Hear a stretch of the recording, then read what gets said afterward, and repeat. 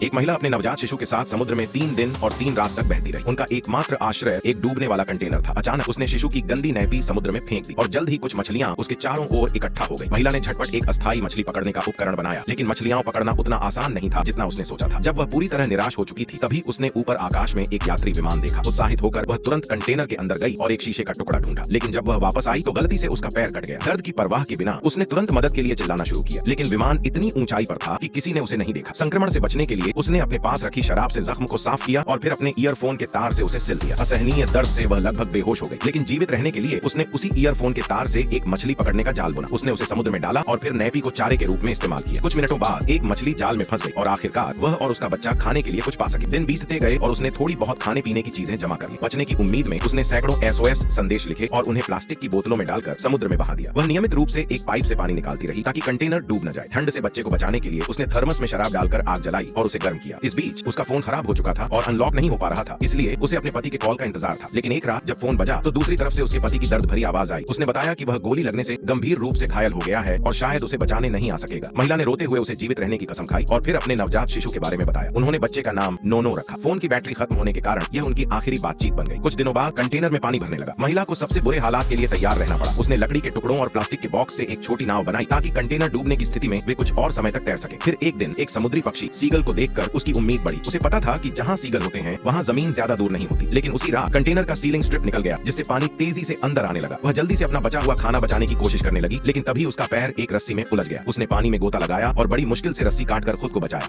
जब वह सतह पर आई तो उसका बच्चा कहीं दूर बह चुका था। वह घबराकर चिल्लाने लगी। तभी एक विशाल व्हेल उसके पास आ गई। व्हेल ने अपने पानी के फव्वारे से बच्चे पर पानी छींटा, जिससे वह जोर से रोने लगा। उसकी आवाज सुनकर महिला बच्चे तक पहुंच गई और उसे सुरक्षित अपनी बाहों में भर लिया। उन्होंने पूरी रात समुद्र में बहते हुए गुजार दी। महिला जानती थी कि उसकी हिम्मत जवाब देने लगी है। उसने अपने बच्चे का हाथ थामा और उससे प्यार भरी बातें की। सुबह होते ही उसने प्लास्टिक के डिब्बे में रखी कुछ मछलियां समुद्र में फेंकी। इससे बहुत सारे सीगल इकट्ठा हो गए। ठीक उसी समय पास से गुजर रही एक मछली पकड़ने वाली नाव के लोगों ने सीगल के असामान्य व्यवहार को देखा और नाव उनकी ओर बढ़ा दी। जल्द ही नाविकों ने पहले बच्चे को बचाया और फिर रस्सी के सहारे महिला तक पहुंचे, लेकिन तब तक महिला मौत के कगार पर पहुंच चुकी थी। सौभाग्य से मछुआरों ने हार नहीं मानी और उसे बचाने के लिए जी जान लगा दी। आखिरकार उसने अपनी आंखें खोली। किसी को भी यकीन नहीं हो रहा था कि एक अकेली महिला अपने नवजात शिशु के साथ पूरे 1 महीने तक समुद्र में जिंदा रह सकी, लेकिन यह उसकी मां की ममता और अटूट साहस की मिसाल थी।